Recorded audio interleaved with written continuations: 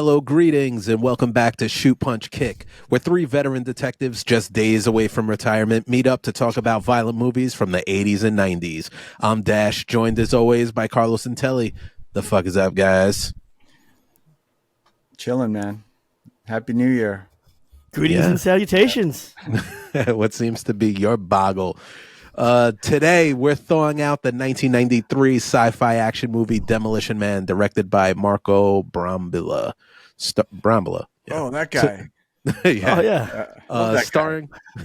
I was looking up his IMDb and I was like, I all know, right, this did not help at all. This movie is starring Sylvester Stallone and Wesley Snipes. It's from 1993. Did either of you see it in the movie? Carlos, what's your personal history with this joint? I did see this in the theaters. I was blown away by it as a kid. Hell yeah. I was excited for it from the minute I saw the poster. I remember getting on the subway on Kings Highway, the N train, and seeing a poster and being like, "Oh, I'm definitely gonna watch this." I saw it. I absolutely loved it. I was obsessed by it. I had the VHS. I knew the lines from the movie. So yes, I have seen this movie very many times. Although I haven't seen it in maybe a couple decades. It's not something that I went out and bought when I started collecting, and so I was very nervous when you picked it whether or not it was going to stand up or not. But that's my personal history with it. Telly, what about you? I saw it on VHS when it came out. So I thought from seeing it back in the day, I was like, okay, it was fun. It was entertaining, but never went back to it. So rewatched it today for the first time in, like, how long has it been now? Like 30 years? 30? Wow. Almost. Is it 30 years? Yeah, wow. Yeah. Yeah. So. Well, 93, what, 21? No, 22. 22 years. 22. Oh, fuck. I don't know. There's no way. No one will ever know. There's no way to find out. No, 30. No one will ever really know. 32. 32. 32. Right? Jeez. Okay, you know what? I'm going to edit this so it sounds like I made We're on point. All of a sudden, it's we just can't a figure out jump basic cut. math. Yeah. It's just 30. Oh, 32. Almost as long as John Spartan was in cryostasis. Yeah, pretty Not much. quite. Serving an ice bid. I saw this in theaters, not opening day, but the Saturday, and I remember it because MTV did this big ass thing the night before about I think they covered like part of the premiere. They did a thing with like Real Sports, but I remember the not Real Sports. What was the show? MTV Sports with like Dan Cortez. They had some of the people, but I remember they made a really big thing with the partnership and like promotion that they did with it because they had the cars that they had, the future cars as props there, and they were just showing off all the stuff and clips from the movie. And I feel like 93, I was 9. So this is when I was really in like my going to the movies every weekend, starting to recognize familiar faces from the action movies. And I had seen Passenger 57, already knew like Sylvester Stallone from around. So this going to the movies, I was waiting all day. Like, from the we were night definitely before. demographic. We were definitely the prime demographic for this movie. This movie was made for us. Hell yeah. Sure. So for anyone who hasn't seen this movie, we're going to catch you up. What's your deal? What's your boggle? We're gonna. What's your boggle? Not seeing this, but we're switching and keeping up with the times, and we're going to give our friends from across not the ponds, but across the other side of the ocean with DeepSeek the chance to show us what they got with their AI. So we asked them for a plot synopsis of the 1993 movie Demolition Man. They said, in the year 1996, maverick cop John Spartan, Sylvester Stallone, nicknamed Demolition Man for his destructive methods, captures notorious crime lord Simon Phoenix, played by Wesley Snipes. However, when a hostage dies during the arrest, both men are cryogenically frozen as punishment. Fast forward to 2032, San Angeles is a utopian crime-free society governed by strict rules and enforced by a pacifist police force. When Phoenix is thawed for a parole hearing, he escapes and wreaks havoc in a world unprepared for his violence. The authorities reluctantly thaw Spartan to stop him. Teaming up with Officer Lenina Huxley, Sandra Bullock, Spartan navigates this bizarre new world, uncovers a sinister conspiracy, and faces off against Phoenix in a high-stakes battle to save society. Okay. That I did. I think I just caught one mistake. I think there was like a bunch of hostages that got killed in the very beginning. Yeah. I think he had, like, they were already dead. They were That already was- dead. Yeah. That was the Yeah. whole deal. He like framed them. But aside from that, it was. I think it was pretty on point. All right. We'll add you to the rotation. Deep We're sorry, Sea. Well played. ChatGPT. We're sorry. Why don't you ask your other AI? Sorry, chat. Yeah, this movie came out October 8th, 1993. It was the 18th highest grossing movie of the year behind The Crying Game. Top 3 of that year was Jurassic Park, The Fugitive, and The Firm. And Sly Stallone was also on this list at number 9 with Cliffhanger. Oh, Side wow. note, looking it year. up, 93 was pretty stacked. I was looking up Yeah. at just like scrolling through, but I won't go through them. But I saw that was the same year that Last Action Hero came out. Hero? Which Oh, nice. which comparing them is really interesting to see what they were both doing. Sylvester At the Stallone and time. Arnold Schwarzenegger, same year. Yeah. Demolition I Man think and it's- Cliffhanger, and Last Action Hero. So I think it's also really interesting thinking about that year, because one thing that occurred to me was the first scene in the movie takes place a little bit in the future from the time that the movie came out. It was just like 3 or 4 years, right? I think 96 is the intro to the movie. And so at the time in 92 and 93, I'm always really interested in what at a certain time they think the future is going to look like, right? Like, that's the whole like Back to the Future 2 thing and comparing like where we are. Yeah. And I found it really interesting that in 1992, they thought that in 1996, gangs were going to take over LA and like the Hollywood sign was going to be on fire. And if you think about it, I'm thinking this might have been around the time of the riots, right? O.J. Simpson trial. So maybe that was happening was the onus. I mean, I don't know when the script was written, but I just found it really interesting that they thought like within 3 years, only one man can, take control of the gang violence that's happening all across Los Angeles. Actually, the beginning reminded me a lot of the beginning of Predator 2. It's almost like the same shot where it's like hovering over LA and then landing in this like war zone. And that was in 1990. But yeah, I'm pretty sure that was on their mind. There was some other influences I saw that was like very timely that came across in the second watch. Makes sense. Yeah. So this movie had a budget of super wide range when I looked it up, 45 to 77 million. So that's a pretty not too narrowed down. But the number that we did get was the box office, 159 million, opened up at number 1. So let's talk about this, Jammy. Carlos, you said you've seen it back in the day, haven't watched it for a while. On the rewatch, what was your initial reactions? Yeah, so like I said before, I was really afraid that this was going to be one of those movies that I really loved that didn't hold up. And thankfully, watching it again, I think it really did. I had as much fun watching it this time as I did when I was a kid. I think the reason for that being is a lot of the things that don't hold up for me now are things that took themselves really seriously, and I could buy into it when I was a kid, but as an adult it just comes off as like really silly. And I think the difference here is that even as a kid, I knew that the movie didn't really take itself very seriously, and like the audience is kind of in on some of the silliness of it even back then, so it translates now. And so a lot of the things that I would normally take as a negative, watching this now with my adult eyes, aren't really a negative, just because the movie did that on purpose, and it's silly because it's trying to be funny, and it's trying to be kind of silly and a joke of itself. So I thought it really held up, and I enjoyed watching it all these years later. How about you, Todd? I guess I didn't have as much fun watching it the second time around as I did with the first. There's just a lot of I guess the comedy. Maybe I didn't appreciate it as a younger person, but I realize now this is basically almost a comedy. It's almost like Idiocracy with action. Yeah, and, sure. And I think I didn't really care for Wesley Snipes' performance watching this over again, and also Sylvester Stallone. There's a reason why his comedies didn't work, and he just doesn't. To me, it just doesn't quite work. And also, this is going to be controversial here, but watching this again, it felt like I could imagine a young person watching this movie and just trying to figure out what was the mystique of Sylvester Stallone based on this movie, similar to our experiences watching Chuck Norris, because I felt that this is not Stallone at his best, and this is kind of him out of his element a little bit, trying to be funny. But overall, entertaining movie, but just didn't nothing stuck with me where I'm like, okay, I got to see this again. I got to like watch I also want to throw in there, like, I knew this movie so well that I was mentioning this earlier while we were chatting before getting on the pod. As soon as you start watching it, even though it has been years since the last time I saw it, I'm like repeating some of the lines. And unfortunately, I didn't buy this copy, so I just watched the version that was available to stream. I think it was on AMC or something.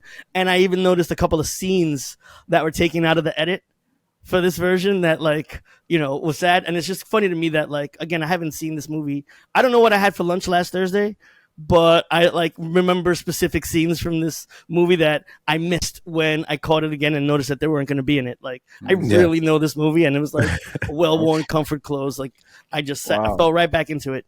Yeah, I think for me, this is an interesting movie because while it's an action movie, it's also, I guess you can label it as like a satire of whatever. And every time that I watch it, I'm just at a different age and a different point. And I think before the last time I watched this, I hadn't read Brave New World by Huxley, which this is obviously a big part. I hadn't seen as many dystopian movies because that just became like a huge genre. And each time, I think the last time I watched this was probably like maybe the first time that Trump was, in office, and maybe like 2016.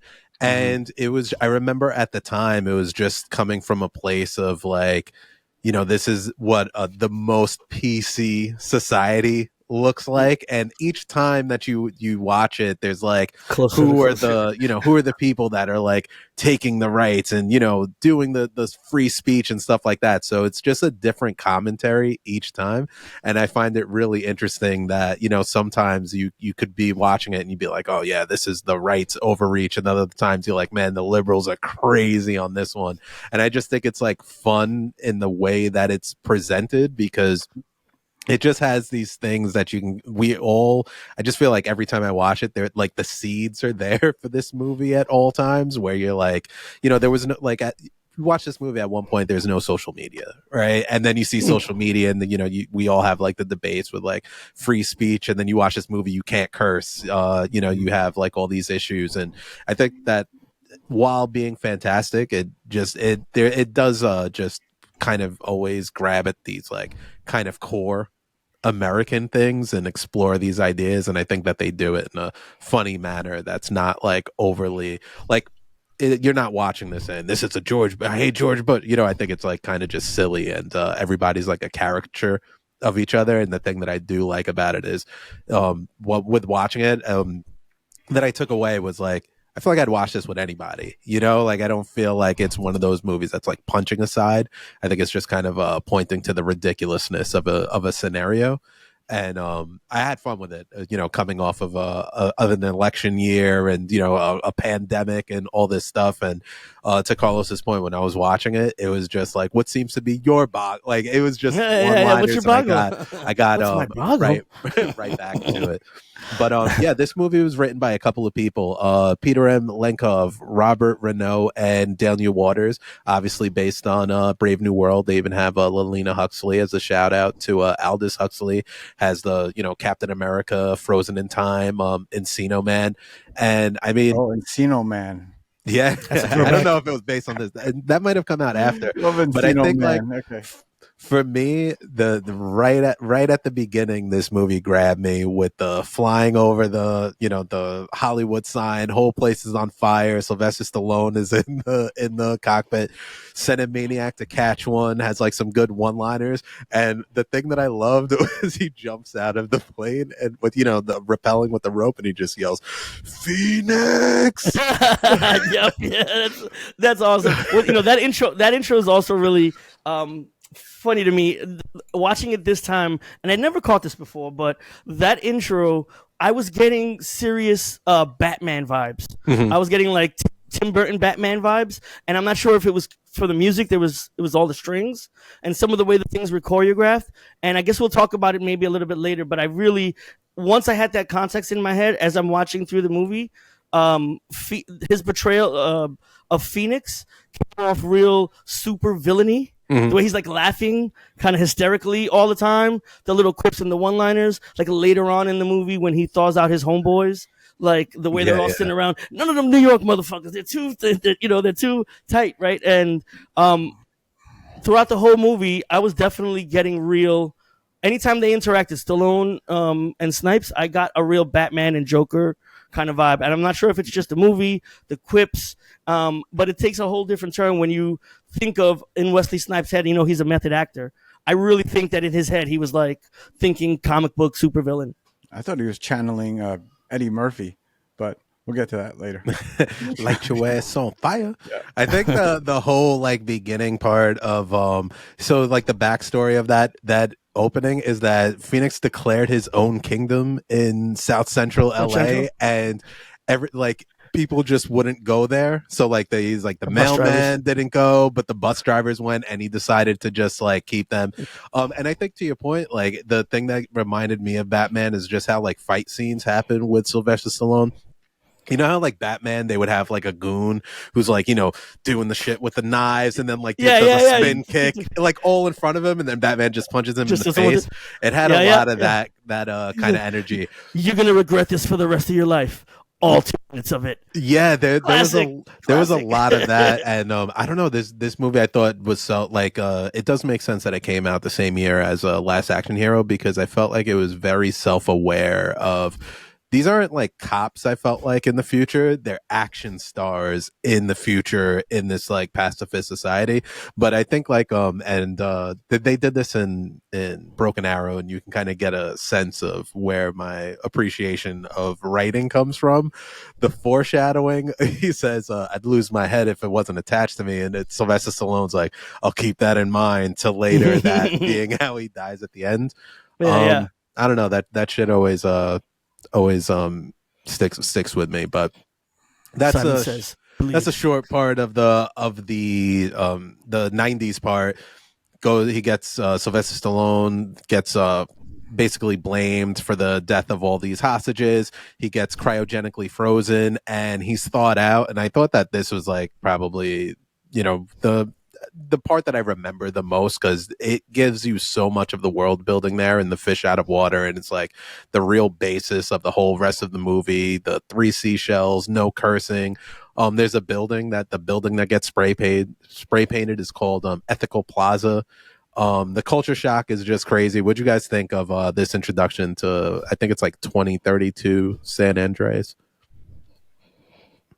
Cool. Carlos? I'll go for sure. So it's watching these older movies with budgeting constraints and kind of using practical effects, not really having CG to be able to rely on to give a representation of the future. And again, I mentioned it earlier, I really find it interesting to like see what we thought 30 years ago today was going to look like. And for some reason, I don't know if this is the Mandela effect kind of thing, I thought this was going to be one of the movies where I thought it took place now, but it actually still takes a little place ways away, a little ways off. Mm-hmm. And so watching other movies that we've seen very recently at the time, doing like Time Cop, for example, do their best attempt at showing us the future. I think that they did a really decent job with costuming, with the design for like the cars, the design of like the buildings and stuff. I mean, again, looking back on it, it's not selling me on what 10 years from now is going to look like now.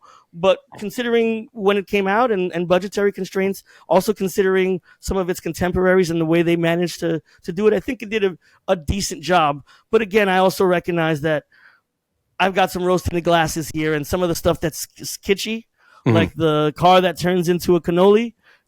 Although that's completely ridiculous, I loved it because I just love this movie. So I'm for it and I'm all bought in. But I do recognize that does come with the caveat of I was totally sold in for the last 30 years. Yeah, so what do you think about the world building in this joint? Yeah. So I don't have those rose tinted glasses, so I was just not very. I mean, sci-fi is not my most favorite genre.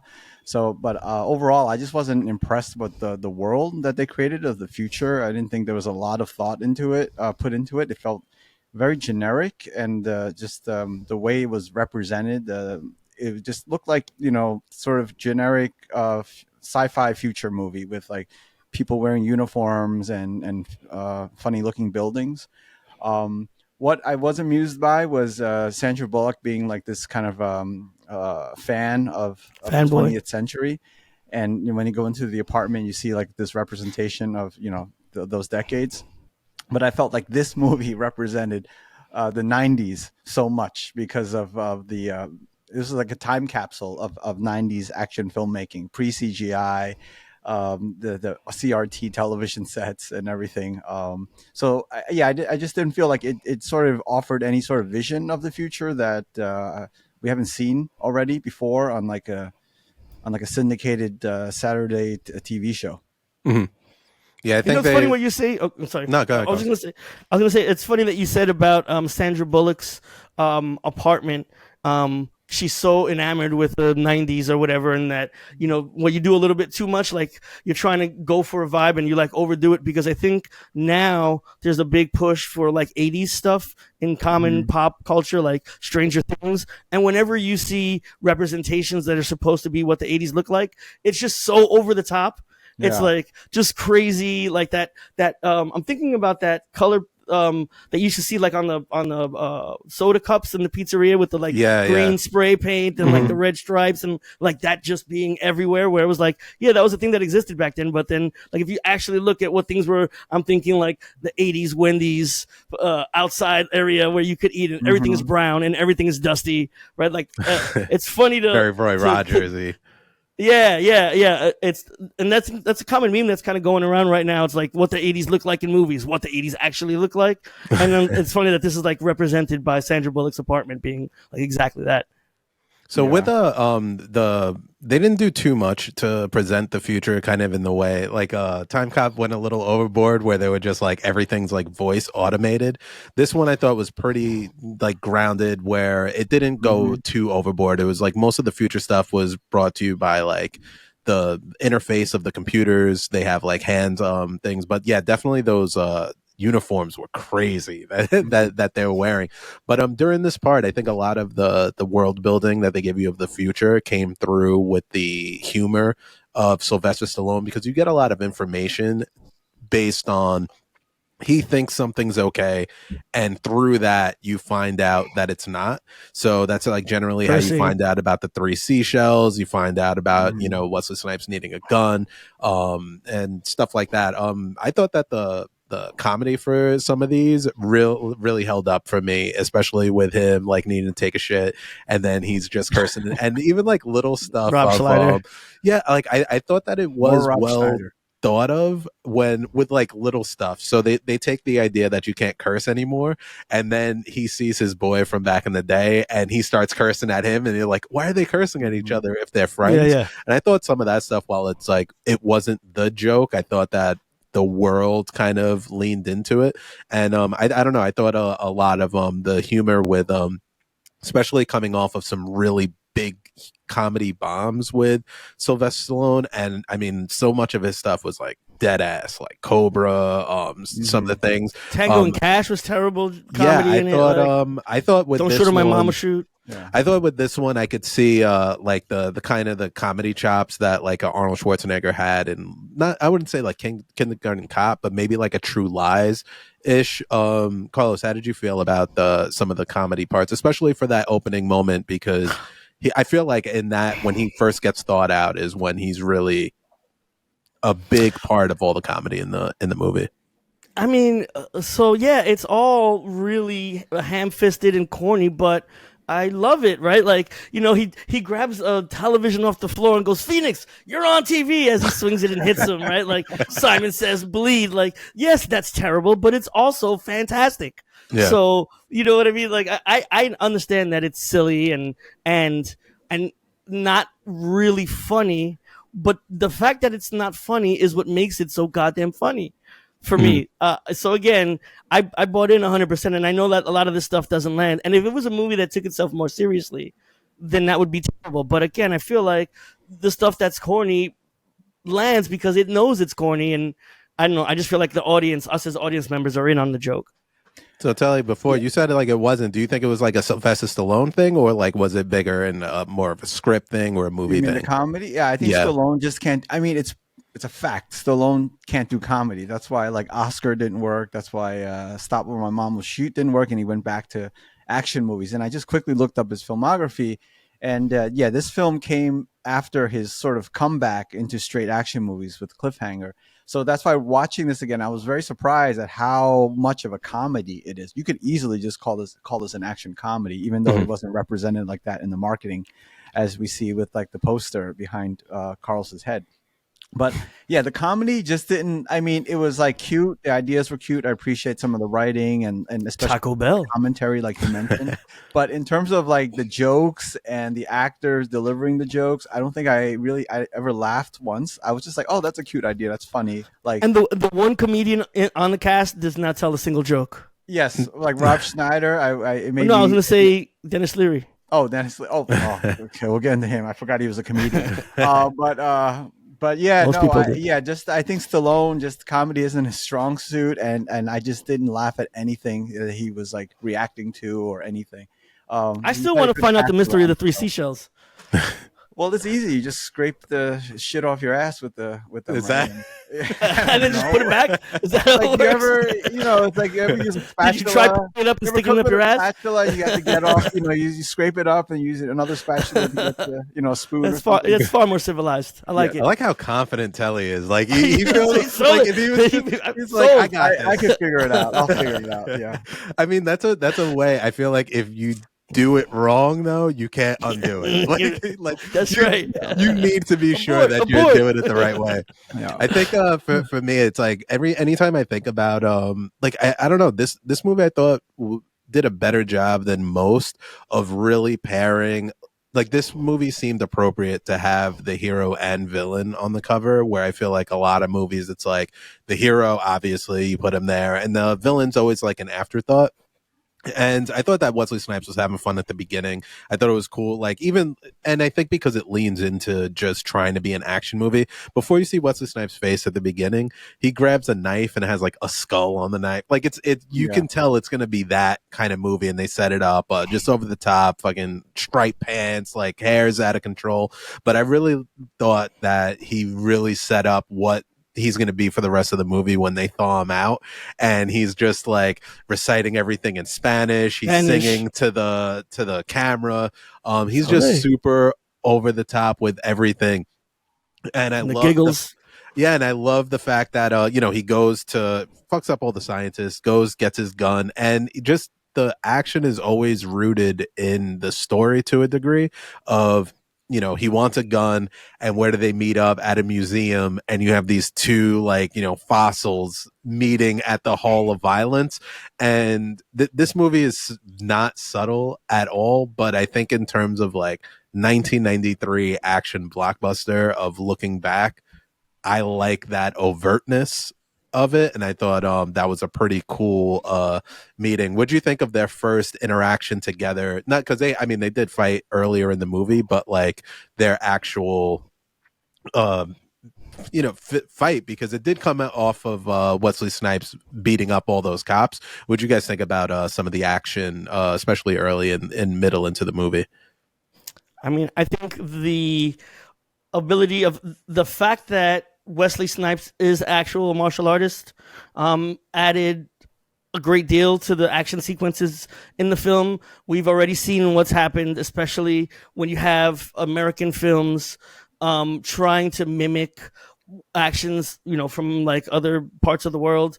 And so you got an actual martial artist who has good timing, he has good form, and has the chops to pull off both running and gunning, but also punching and kicking. So, I mean, while it's not as elaborate as something that we might see in Asian cinema, I think it's a lot more effective than some of the more American films that we saw trying to incorporate martial arts in it. You've got your over the top explosions. You've got, sci-fi stuff like that little thing that freezes all the water around it. You've got one-liners again with the swinging of the television. You've got the laser gun. And so I think it hits all the beats. It doesn't overstay its welcome.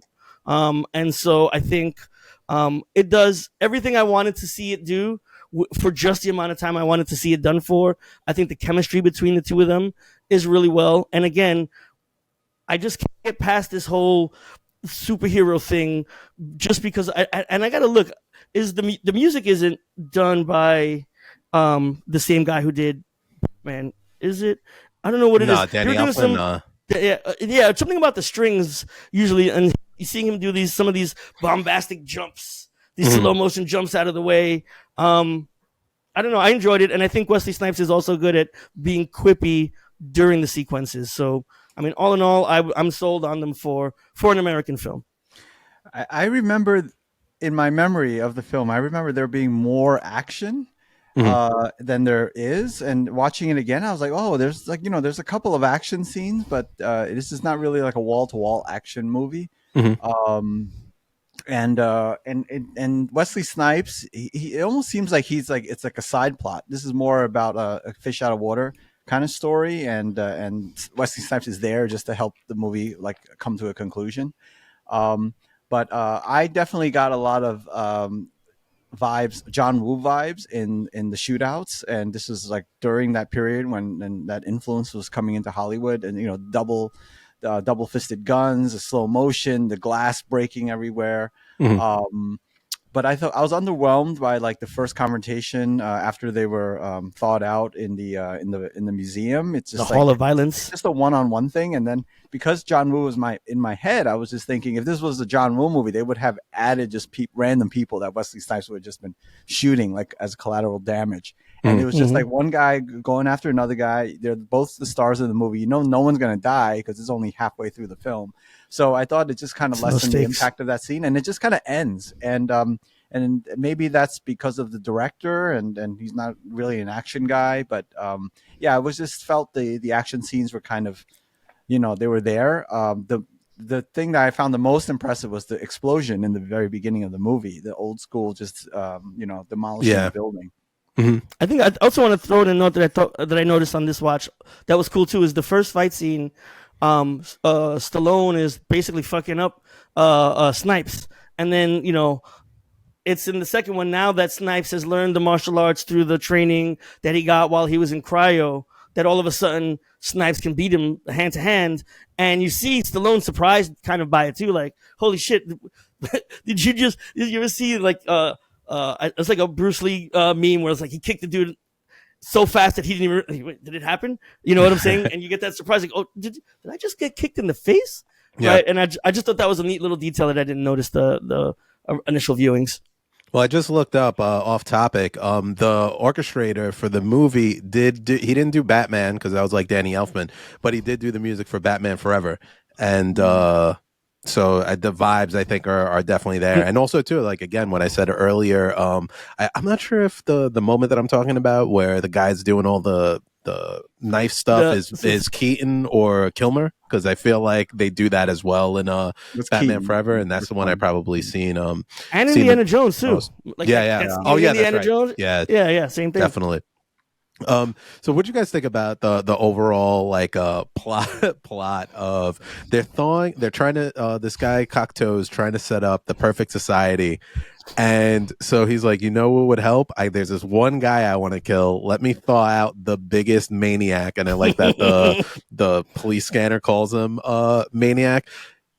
This movie, I like it, but I feel like if once you start thinking about it, just a little bit, it makes no sense. That's what I meant about like Snipes just being sort of in the background, because like, yeah, he's got a goal to kill Dennis Leary, but that's never even seemed to be really touched on except for like one scene of the movie. And also, what is Dennis Leary's like?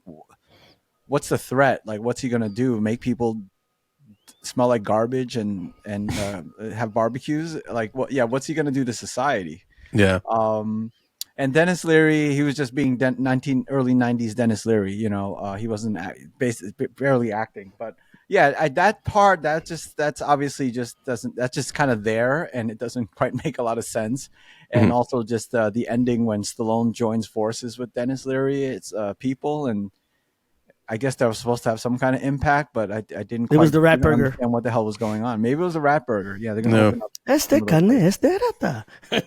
But it's like I remember, we were talking about Kurt Russell before we started recording, but I remember we're always talking about Kurt Russell. When he when he joins forces with the people that he's that have healed him, and there's like uprising. But I didn't feel that. I think that was the impact that they wanted with Stallone and Leary, but didn't get that. It was just kind of shit just happens and the movie ends. Yeah. I mean, I guess when he was eating Taco Bell, he was like, these people need to be enjoying Taco Bell too. Yeah, they're just hungry. One thing that I didn't know was apparently in 2018 at Comic-Con, Taco Bell did like the dope activation and made one of their franchise restaurants look like the Taco Bell from Demolition Man. Nice. Apparently they asked McDonald's, they asked Burger King, neither one of them wanted anything to do with it, and Taco Bell was like, hell yeah. But I have the Arrow 4K, and it has the international version, which is actually a Pizza Hut, which is oh wow. Pretty cool. Awkwardly dubbed in. I've seen the English version. Oh, is that how it comes across? It's dubbed in, and and they do like switch out the Taco Bell logo. The logo. Oh, okay. Yeah, it's a really interesting thing.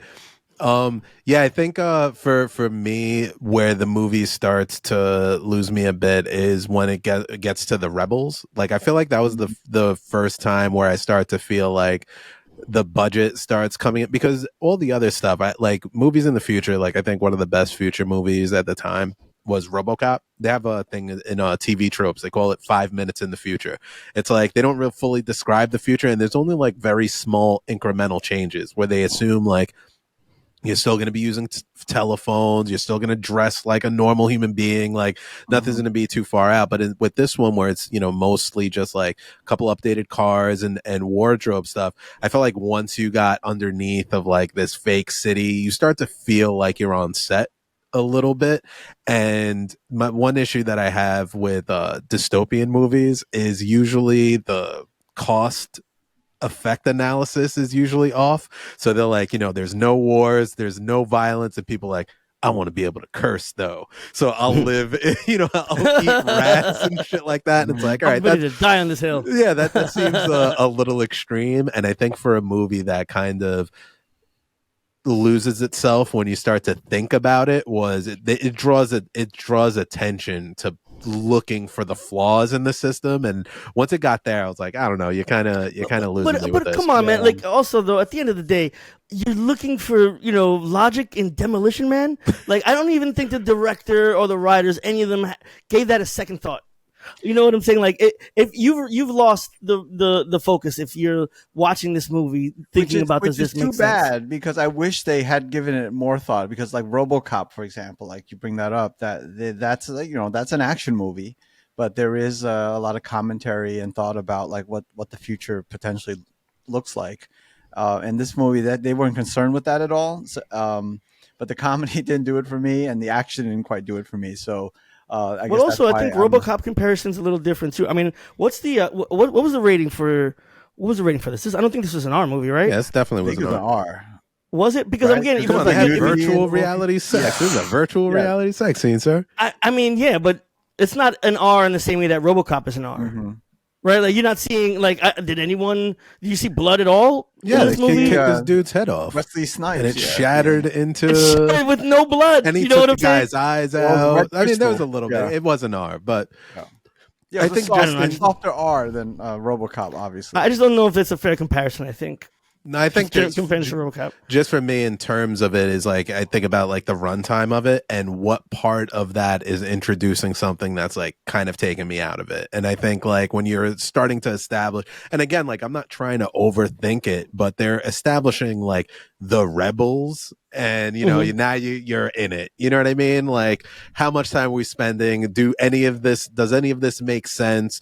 When he's down underneath, I thought that like production value took out some of the goodwill that they built before, and then like the crescendoing of that was like, all right, because I thought some of the stuff was cool where he's getting like his villains together, like Jesse Ventura and like some of the old heads, and it wasn't like it needed like, and I'm glad they didn't do this, it wasn't like the two armies rush each other, so it was really like that would have been cheesy. Even pay off though when he gets his goons together and there's going to be an ambush. Well, they got the Shukakto. There's a couple of people in the building.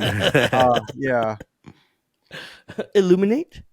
But I think that would Deluminate. back to your point about like some of the writing. It's just like it doesn't seem like there's a lot of urgency for Stallone to track down Wesley Snipes because the film just goes into these like little vignettes and skits. Oh, he's gonna go eat at Taco Bell. Then he's gonna go to Sandra Bullock's apartment and try to have sex with her. But it turns out blah blah blah. So yeah, I think a lot of the scenes don't really serve the plot of the movie. It's just like I didn't love the fact that the police's I didn't love that the police's entire strategy for catching him is wait for him to commit another murder. And then we'll know where he is. You know what I'm saying? Like that was like they said it like 3 times. I was like, wow. That annoyed me was the murder, death, kill because murder involves a death and a killing. So you don't need those extra words. I think the thing that sounds like and Watelli, I agree to a point because it's so Sylvester Stallone heavy. Like, I mean, it does make sense why it's called the Demolition Man. If you go from that point of view, like, you know, he's the 90s action hero in this time we're following him, but I feel like it's almost a victim of what I complain about other movies where the villain is so forgettable that this one is so prolific. You expect more, you know, you expect more time spent in a different way as opposed to like he's so charismatic, they're spending so much time to create this character, and then he's just kind of like going through some plot beats where it's like almost goes against where it's not like usually when that happens it's usually like very cat and mouse, like villain does this, cops just a little bit behind until they eventually get there. But yeah, to your point, he's like supposed to be urgently doing this mission, and so it's like Sylvester Stallone's like on side quests, and he's like, "Yeah, I just made this crocheted you this sweater, yeah." But I thought, like, overall, thinking about the movie, it had a lot of what I would expect from this kind of movie, especially when you get to the end, because it didn't have too many of those. It had a very big theme of the future and what the future looks like, but it didn't have the flying cars and all that stuff. And I thought that they tried to deliver it again at the end with the cryo freezing factory. Like I thought that had a little bit of like a future vibe. They had basically a goddamn ray gun at this point. Going into the end, I mean, they built up this climax of these two 90s dinosaurs eventually facing off. What did you think, Carlos? As our resident kung fu expert on the final showdown between these two forces. I mean, I enjoyed it. Again, I'm not going into this expecting John Woo. I'm not going to this, but again, comparatively speaking, I think another movie that is a fair comparison for this in Stallone's own, catalog would be something like Dread, which I think came out shortly after this.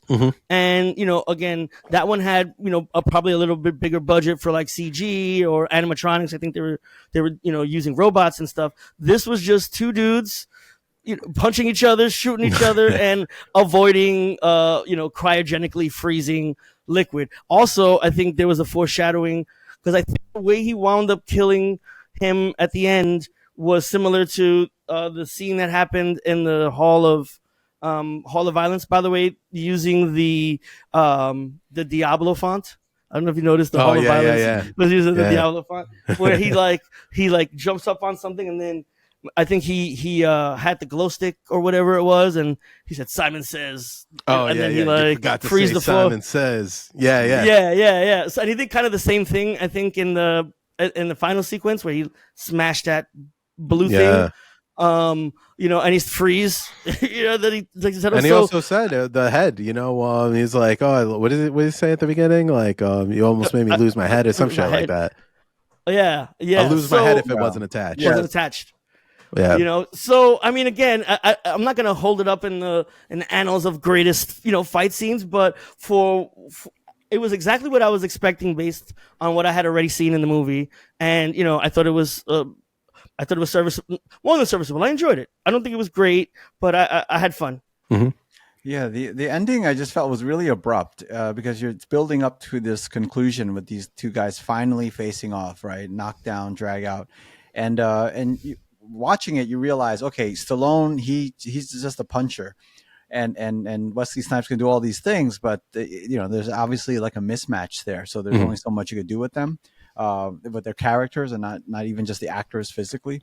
And yeah, it just seemed very rushed. It just kind of, there's like there's a struggle. Stallone figures out how to get out of that crane thing that he's like attached to, and then he freezes Snipes and kills him. That's it.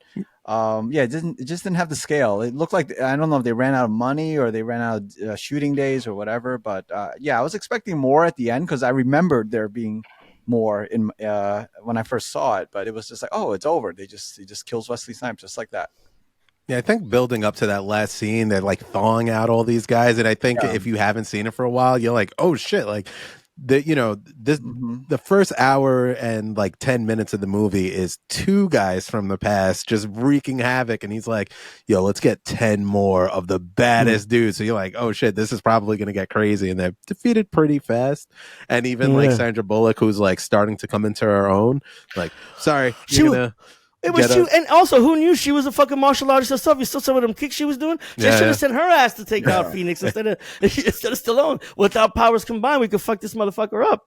Well, what I did like about the end, and going back to the rebels since they're in it, the overall message of like, and this, this is kind of what I was alluding to earlier, even if clumsily, was that it's not like a take sides movie with as much political satire and commentary as there is obviously like a pretty big message in it, but it was very much like, hey, don't go too far. He's like, you get a little dirty, you get a little bit clean, and that's what I did like about this movie, because now with the way the world is, you can't watch anything. When I was going through, and I'll talk a little bit about it later, I was looking at some of the Letterboxd reviews, and there were basically, some of them were like, this movie's pro cop, right? Like it shows like, you need a cop to like rein things in, and like, using violence is something a cop never, like, it's just so framed in 2020s. And then there were some other ones that are like, welcome to Biden's America, where you can't curse and you can't do like all this stuff. And I thought that just this movie like rode the line of like, hey, we're trying to make something fun, we're not trying to be like this or that. And even the message at the end was like, yo, this shit is crazy. There's a line between eating like weird Taco Bell and rats. Like, let's meet up in that. And I thought that this was like a good movie that can bring America together. Yeah, it was a very tongue-in-cheek movie. Like, they're very self-aware, as you guys were saying, but I feel like it rode that line of like being parody, and then also trying to be like just a normal film and actually tell a story. And yeah, it doesn't quite get for me at least, it didn't quite get the balance right, because I'm like, okay, am I just supposed to be like not taking this seriously, or am I invested in this at all? In the outcome. Strange that Stallone never tries to look for his daughter. And rewatching this again, I was like, wait, does like Sandra Bullock turn out to be his daughter or something? Great. And then I was like, okay, no, part 2. Yeah. You can take this job and shovel it. I'm sorry, there's so many great lines in this movie. What's nuts about this is they actually talked about making the movie further in the future, and they didn't want to go that far because they wanted to keep this plot thread of having Sylvester Stallone try to meet his daughter, and then at the end they wound up cutting it anyway. So it like didn't make sense, not that it didn't make sense, but it made the amount of time, because this movie like could have or maybe should have been further into the future, right? Because it's like the leap. Some of the stuff doesn't make too much sense, because it's like no one understands how the 90s were, and it was like 40 years ago. You know what I mean? Yeah. Like our parents and like, people know what the 80s were for us. You know what I mean? Or for, for them having lived through it. But it's like, the main cop who's in control of the prison, he's like, listen here, caveman. I was like, dude, you were probably like 35 years old when Sylvester Stallone was doing all this stuff. But I mean, yeah, but also like if you show a kid today a rotary phone, watch them try to figure it out. Like monkeys looking at a fucking, a laptop, right? No, but like, he would have been an adult. Like it wouldn't be like he was, because the Bill Cobbs who was in the movie, he's flying a helicopter. Like he was around. You know what I mean? Yeah. Yeah. Well, I mean, I think Bill Cobb was like the oldest person in the oldest person around this time. What we didn't tell you is in the backstory, after you hit 60, you got to kill yourself, because there's no old people other than Bill Cobb. And I guess they didn't want to give him too many people to be able to relate to. But if you think about it, like again, there's nobody else other than Bill Cobb who seems like we're even born. Well, Cocteau at the time. too, because he's like, Oh, yeah, that's nobody right. Yeah, remembers the dark time. But I thought, like, if they went that route, they didn't explain that enough, because the guy who was like complaining the most about him, he looked about the same age, and maybe he just ages worse. Yeah, but, that's true. That's true. Yeah. That's fair. But overall, this movie had mad quotes that when I was watching it: mellow greetings, proceed with extreme assertiveness, what seems to be your boggle, be well, let's blow this guy. One that I want to use all the time when someone enhance goes, your cuff. enhance your calm. Enhance your cuff, bro. But my favorite that I'm introducing anytime something doesn't work is, you Mickey Mouse piece of shit. That was my favorite. You guys have any favorite quotes that you want to introduce to your vocabulary?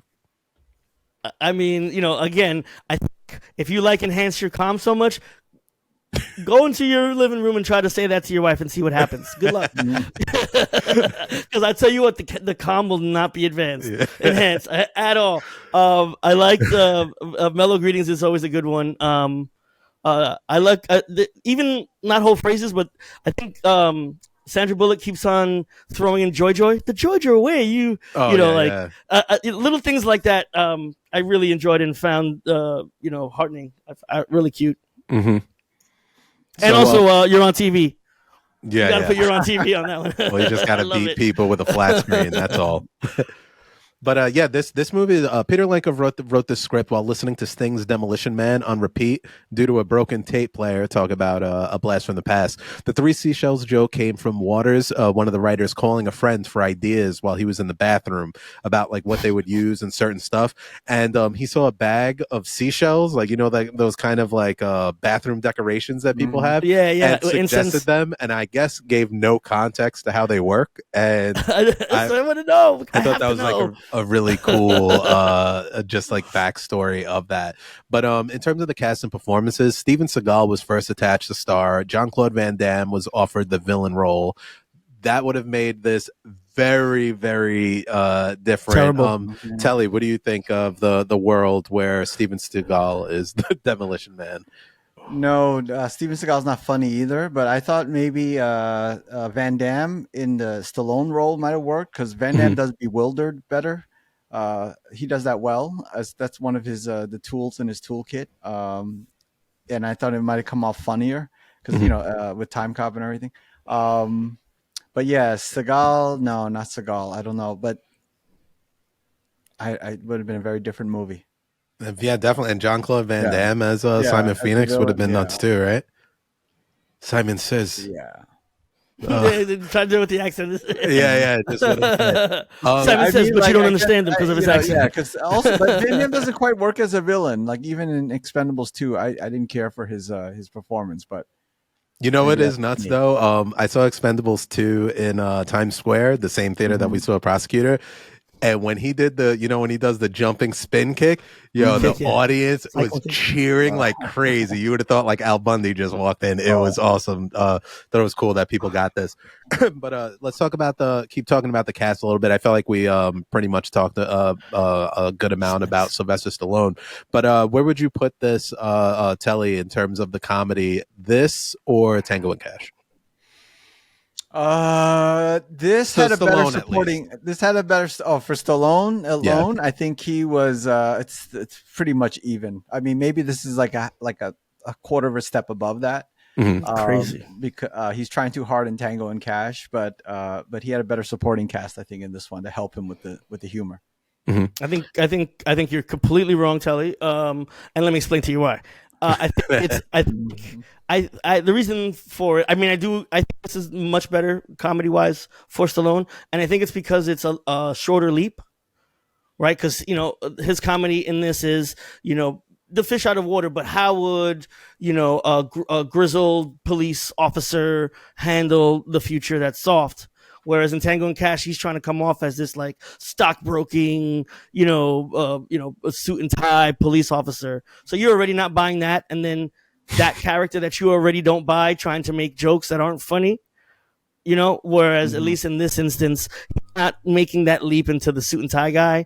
It's just Stallone being Stallone, making dumb jokes, but I don't know. I just found that this stuff lands a little better. But you're also right. He's got better chemistry with Snipes than he did with Russell, so that also makes the things land a little better. It's funny you talk about like a grizzled character, because that's definitely not Stallone, and I wonder if maybe that would have helped his performance a little bit, is to look a little bit more out of that time period, and not because he's like clean shave. He looks like he could fit in. He should be there, right? Yeah. He could not look like he fits in. The way like Simon Phoenix does. Well, speaking of Simon Phoenix, this was supposed to be a Jackie Chan role, but he turned it down, not wanting to play the villain. And Wesley Snipes, just on a string of movies, Major League, King of New York, New Jack City, Jungle Fever, White Men Can't Jump. I mean, a pretty well-rounded resume up to this point. And then the year before this, Passenger 57, which consult the early SBK episodes. I was into his performance. I thought he had fun. It kind of like reminded me very much of like a Joker kind of dude. Just no real like backstory, but just someone who's having fun, being a dick. Real quick, what'd you guys think about Wesley Snipes' villain? I kept thinking Eddie Murphy and Jim Carrey had a child. Jim Murphy. I see what you did there. I don't know. I totally get the Joker vibe that you were saying. I felt like he relished everything he was doing. I think he stole scenes that he was in. I thought he was great. And Sandra Bullock, first Hollywood movie. This is 1 year before Speed. Originally, Lori Petty was supposed to play this role, but got fired from or left with talking to Joel Silver over creative differences. But it turned out later discovered that those creative differences was Lori Petty didn't get along with Sylvester Stallone. What do you guys think about Sandra Bullock, who did a lot of the heavy lifting as like the comedic relief in this? Despite Rob Schneider being around and Dennis Leary, what'd you think of her?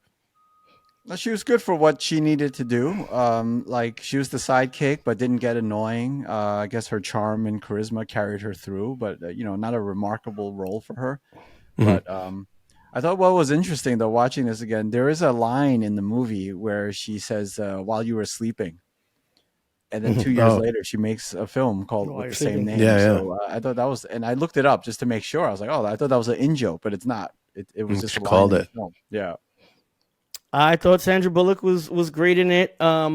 Exactly what we needed to be the person that introduces. Because while Stallone is being introduced to the world, so are we as the audience. And I think that she provided a sympathetic ear, a voice to our surprise at the world around us. She was funny. She seemed very sincere. She was really cute. And also kudos to wearing the shit out of that dress she was wearing when she went to Taco Bell. Sequins, yes. Little sequin dress. I didn't realize there was going to be cookies in this movie. it was the Taco Bell had cake.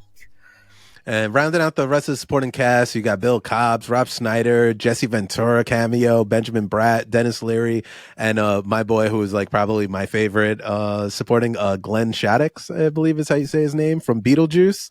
Playing the same character from Beetlejuice, basically. Yeah. I just thought he was sneaky. Yeah, I just think he's great in that role, but not too many people stood out really. I thought that despite having these like people that are familiar, they're just kind of there, but they didn't bother me at all. Anything else to say about them? They existed. All right. Yeah. No, it was purely the Stallone, Snipes, and Bullock's movie. Definitely. Everyone else was set dressing. Yeah. And this was the directorial debut of Marco Brambola, whose resume is like almost non-existent in terms of the film world. This was his debut movie, mostly shorts, with the exception of a TV miniseries called Dinotopia. Dinotopia, that was great. Household name. Directed Kanye West's Power, which is, if you watch the video, it's like just kind of like an animation. So it does feel like an art installation. And I thought it was really interesting that he was recommended for the film by David Fincher. Of all people. But with the movie, I just feel like while I liked it, I didn't think that it exceeded any of the, like, it wasn't the funniest movie. The action scenes weren't as like a John Woo, but I thought it was very I liked how it was made. I thought that it did a good balance, that I would be surprised that someone's first movie would do as good of a job as having, you know, competent action scenes that aren't confusing, a movie that depicts the future that doesn't take me out, jokes that land. I thought, like, you know, Sandra Bullock's performance was very, like, just charming, like, you know, to that world. And I thought that you know, the over the topness of Wesley Snipes, this movie had a lot of different things: car chases, fight scenes, some special effects. And yeah, I thought the movie was directed pretty well, especially for someone this was their first outing. What do you guys think about just the cohesion of the vision of Marco Brambola? So that was the most intriguing thing to me about this film. I rewatched it again, and I forgot who the director was. So I looked him up, and I was like, "Who is this guy?"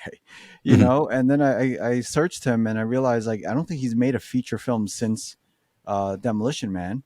And then I clicked on him, and it looked like he was probably 26, 27 when he directed this.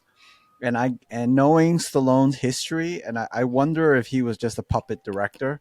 Stallone ghost directed this film because, you know, I didn't feel like there was a real, like, vision behind this movie. It just, like, it's competently made. It hits all the points. It checks off all the boxes, but it didn't feel like there was, like, okay, this director is trying to tell this type of story.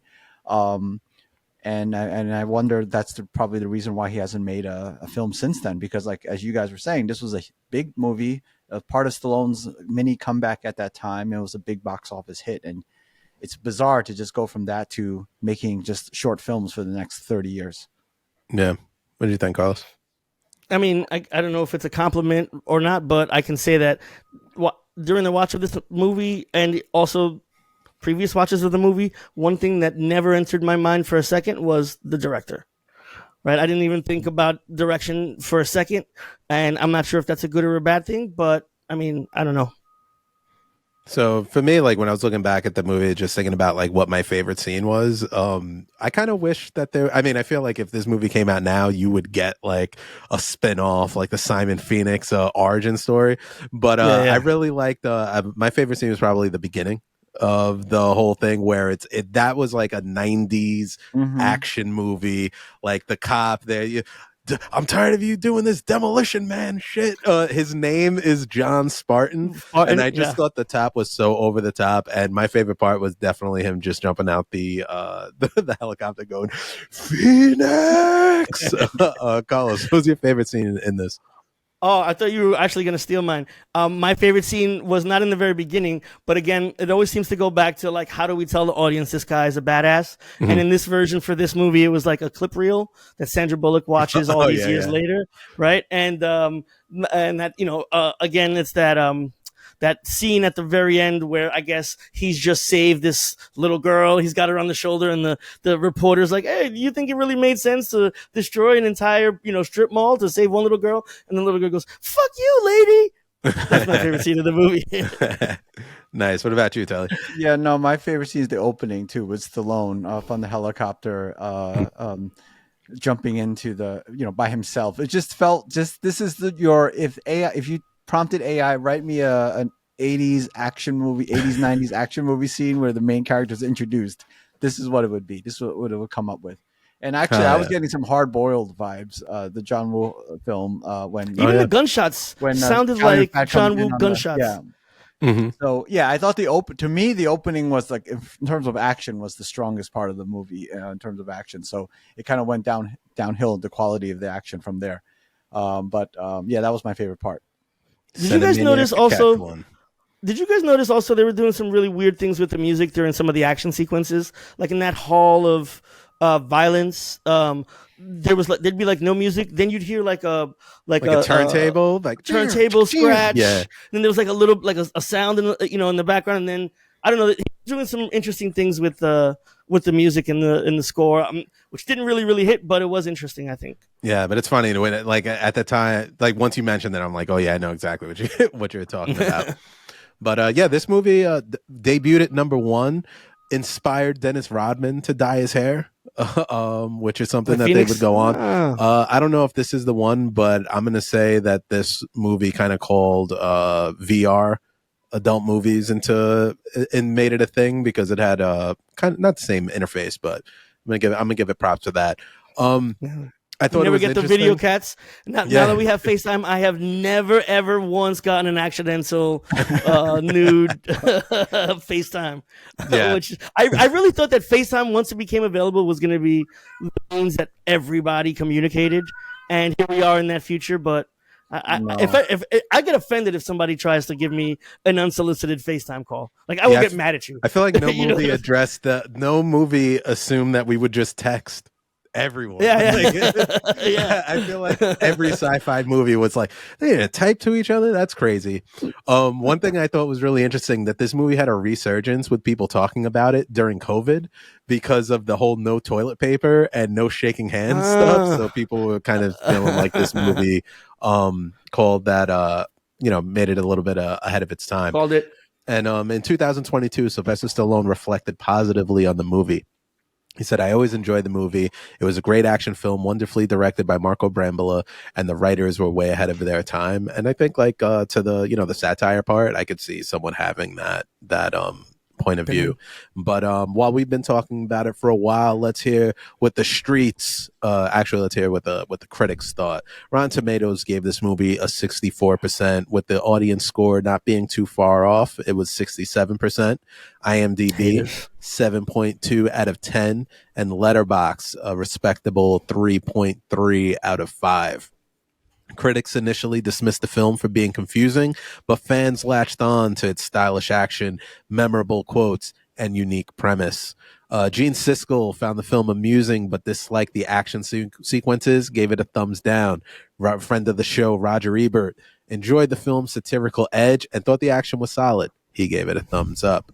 I thought this was we can skip. TV Guide thought the tongue-in-cheek humor landed better than Last Action Hero Tide, and that's what made me wonder what year they came out. And I agree, definitely hit this one better. Before we go, can I just ask, this or Last Action Hero for you? This. I'm gonna say I love that Last Action Hero. I like what it did, but it's not something I think about all the time. Where I feel like like this one, it just comes up more often of like the cursing, the 3 seashells. Like I think it stood the test of time over the idea of going into a movie. I agree. Yeah, I saw Last Action Hero in the theater, and I was just like, "What the fuck?" I did too, and I think that one is way too long. I didn't mean to take this. I was also too old for that. I was like in my upper teens when I saw that movie, and that was obviously made for little kids. Yeah. Which I saw at the 9 years old for both of them, but I think just in terms of the rewatch, like once I aged out of it, it wasn't as much of a thing. Where I remember during maybe the last time I saw this, being like, you never saw Demolition Man, and it being one of those. I don't think I would ever say that about Last Action Hero. Last Action Hero. All right, so now we're going to turn to the streets and see what the people of Letterboxd are thinking. Jorma Vaughn says, the only guy that can save the day is the last cop in Los Angeles with a swinging dick, and he knows how to use it. Basically reactionary propaganda, wherein the LAPD were the good guys in the 90s, and once the liberals seized power, they outlawed hamburgers and fucking.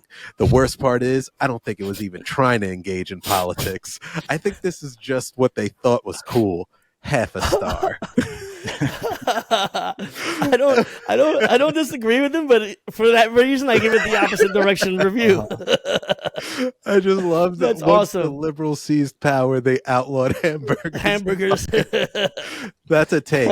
Well, he has a subscription to Daily Wire. The bovine agenda. Yeah. This next one is a 5-star, but it stood out to me for like in an interesting way.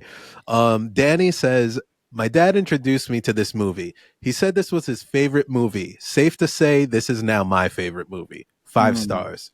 And just for some of the stuff that we're talking about, like, I don't know if this person's dad passed away. I didn't know if it was just like, hey, I thought there was enough like satire to be like, this is what I think about the world kind of thing. I think it has such big name action stars. Like, I find that if this is a movie that I wouldn't be mad at somebody if they were like, this is my favorite movie, because I feel like there's a lot to latch onto for different stuff. But I don't know, I was just reading like all the scroll through the 5 stars, and that one just jumped out to me, and I don't know if I'm being overly sentimental about it, but I could see, to your point, I could see somebody saying this is their favorite movie. I can't imagine anybody saying this is the best movie. You know what I mean? Like again, I think there's a lot of heart here, but I don't think anybody's claiming that there's a lot of well executed art here. You know what I mean? Mm-hmm.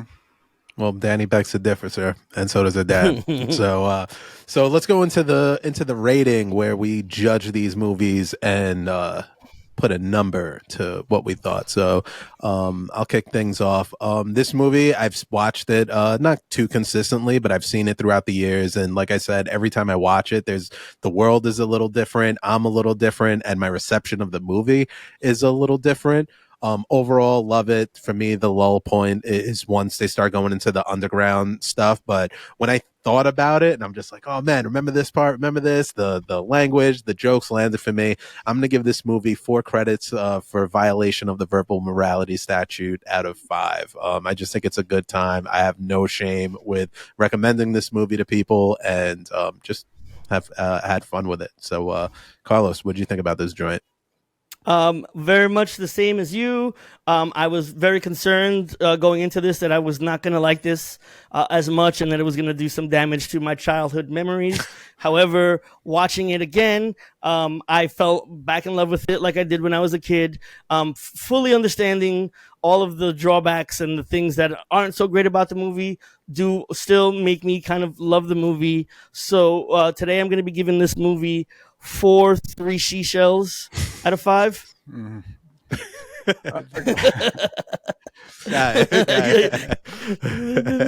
That's 12. That's 12 seashells. Okay. For me, first time I watched it, didn't love it. Second time I watched it, also didn't love it. But it's enjoyable. It's watchable.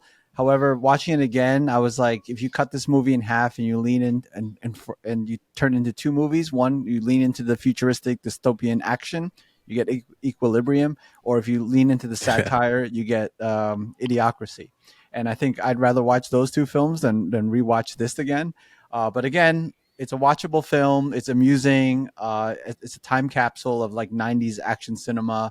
And I'll give this 2.5 eyeballs on pens out of 5. Well, there you have it. That's Demolition Man, 1993. And we're going to kick the mic over to Carlos to let us know what we're going to be watching on the next episode of Shoot, Punch, Kick. Thanks, Dash. So as I've mentioned many, many times, a lot of the movies from this era was brought up to me by my uncle. I was hanging out with him very recently, and because some of these movies are from when I was so young, sometimes a lot of these things seem like a fever dream to me. And I happen to think of one specific scene from a movie, but I couldn't put my place on it, and I'm not sure if it was from one or another. I spoke to my uncle about it, and he knew exactly which film I was talking about. And so I'm going to pick a movie that's very much a deep cut that I only vaguely remember as a kid. It is 1986's low-budget horror film, Troll. Oh, Awesome. So let's go back and see if my fever dream memory of this movie can hold a candle to the actual movie itself. Carlos, do you remember the name of the main character in this movie about wizards and goblins? No, just that they were like in an apartment and there was a door. I couldn't that's what I was going. He's like, oh yeah, you're talking about Troll. The boy wizard in this movie is named Harry Potter. Wow, whoa. that's interesting. I wonder. I mean, it's old enough to maybe have been an influence for Rowling. Yeah, well, that's although that's kind of on the nose. Fun fact, yeah. Well, we'll get into it next week when we watch Troll. But thanks for kicking it with us for Demolition Man. Just make sure you subscribe, you like, you comment, you do all of that stuff. Well, if you recommend literally anything at this point, we will watch it. But thanks for kicking it. It's Dash. I'm with Carlos and Telly. We're shooting, we're punching, we're kicking. We'll see you next week.